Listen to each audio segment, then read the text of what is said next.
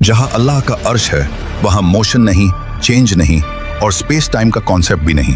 Physicist कहते हैं कि हमारे ब्रह्मांड में 4 डायमेंशंस हैं, लेंथ, विड्थ, हाइट और टाइम।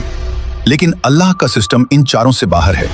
कहते हैं टाइम सबको चलता है, लेकिन सच ये है कि टाइम भी अल्लाह के इशारे पर चलता है। हम इंसान टाइम को सेकंड्स, मिनट्स, ईयर्स में नापते हैं।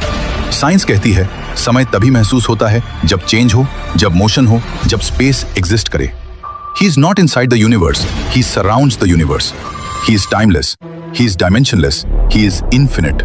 और जब कोई बीइंग टाइम के बाहर हो तो पास्ट, प्रेजेंट, फ्यूचर सब उसके सामने ऐसे होते हैं जैसे एक खुली किताब। रात में तुम क्या रोए, सुबह तुम क्या सोचोगे और आने वाले कल में तुम कौन सा रास्ता चुनोगे, सब पहले से उसके सामने मौजूद है।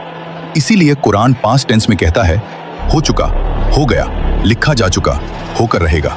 क्योंकि अल्लाह के लिए फ्यूचर भी उतना ही साफ है जितना हमारे लिए पास्ट। हम कहते हैं कल क्या होगा पता नहीं, लेकिन अल्लाह के लिए कल भी आज ही है। आइंस्टाइन ने कहा था पास्ट, प्रेजेंट, फ्यूचर एक इल्यूजन है, क्योंकि टाइम एक डायमेंशन है।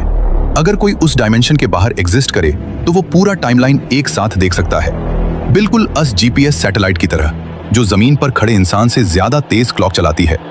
क्यों? क्योंकि वो अलग ग्रेविटेशनल फील्ड में है, वो टाइम को अलग तरीके से देखती है। अगर एक छोटी सी सैटेलाइट टाइम को अलग देख सकती है, सोचो अर्श ए इलाही जो पूरे यूनिवर्स को अपनी मुट्ठी में लेकर खड़ा है, वो टाइम को कैसे देखता होगा?